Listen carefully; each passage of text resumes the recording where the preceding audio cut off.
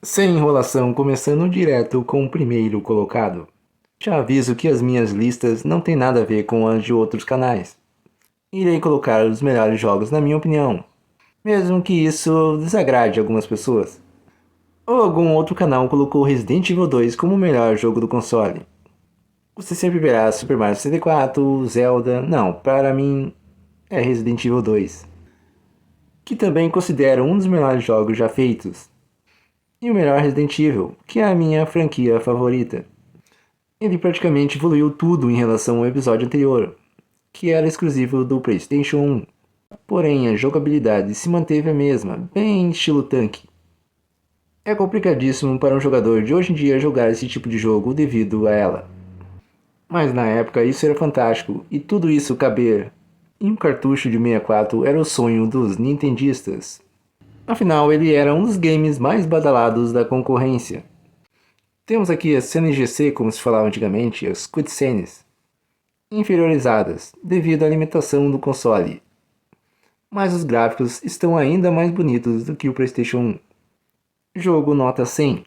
Na segunda colocação, outro jogo que pouquíssimos colocariam nessa posição. Conquer Bad Fur Day, um jogo infantil adulto. Como assim? Como isso é possível? Você olha esse visual todo colorido, com bichinhos pequenininhos. Mas isso é para enganar. O jogo é cheio de violência. Bastante groselha voando para tudo que é lado, se é que você me entende. O líquido vermelho que o YouTube não gosta que fale. A Nintendo na época achou que o game poderia trazer uma imagem negativa para a empresa. Por isso o jogo foi pouco divulgado.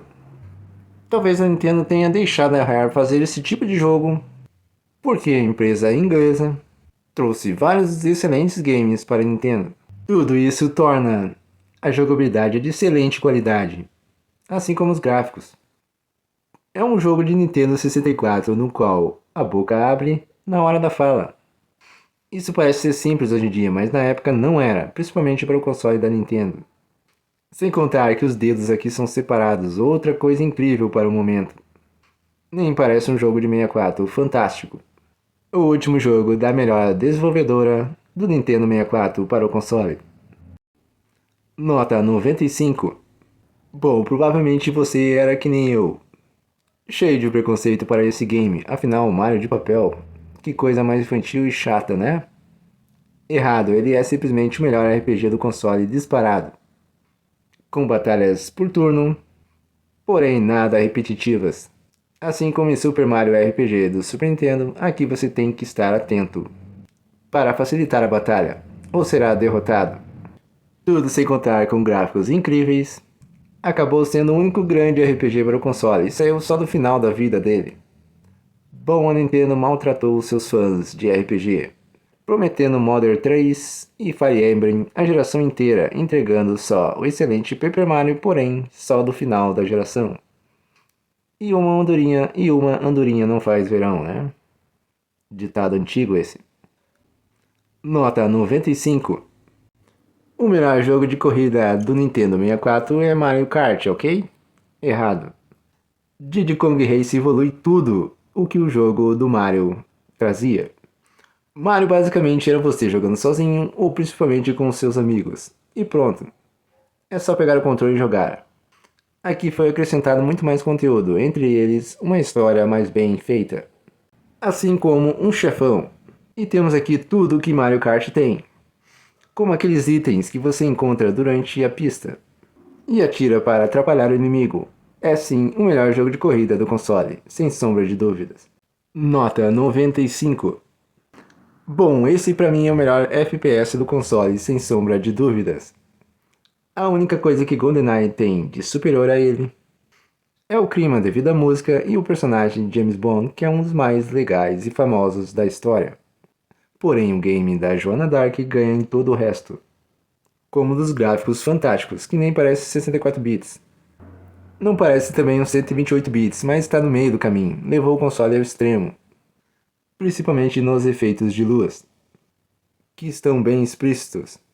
A jogabilidade é aprimorada em relação ao GoldenEye. Afinal, se passaram mais ou menos 3 anos do game anterior. A qualidade do som também é uma das melhores do console. Nota 95. Não tem como não fazer uma análise de Ocarina of Time e não ser repetitivo. Todo mundo sabe que ele revolucionou os jogos de aventura em 3D, com puzzles e vários outros desafios, em excelentes calabouços, dungeons e vários outros locais, com chefes desafiantes, uma história intrigante, trilha sonora inesquecível. Bom, com certeza você já ouviu tudo isso em relação a esse game. Bom, eu não acho que ele seja o melhor Zelda 3D da história, mas com certeza é o que trouxe toda a inovação que é seguida até hoje. Jogo nota 95. Super Mario 64 é sim um dos jogos mais revolucionários da história e imitado. Afinal, seus padrões são seguidos até hoje. Eu poderia colocar Banjo na lista, por exemplo, porque ele é até um pouco melhor que o jogo do Bigodudo.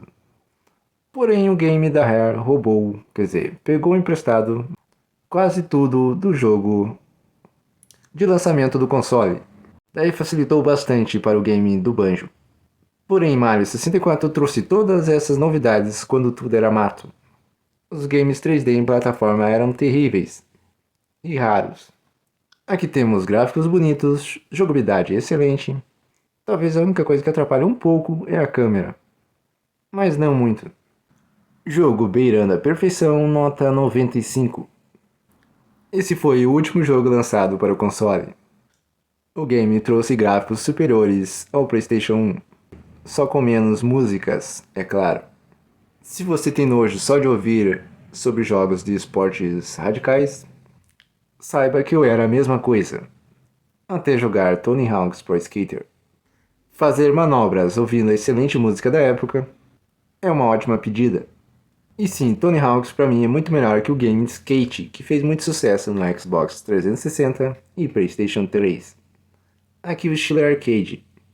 Foca totalmente na diversão e entretenimento. O tempo voa, fazendo dele o melhor jogo de esporte para o console, assim como na concorrência.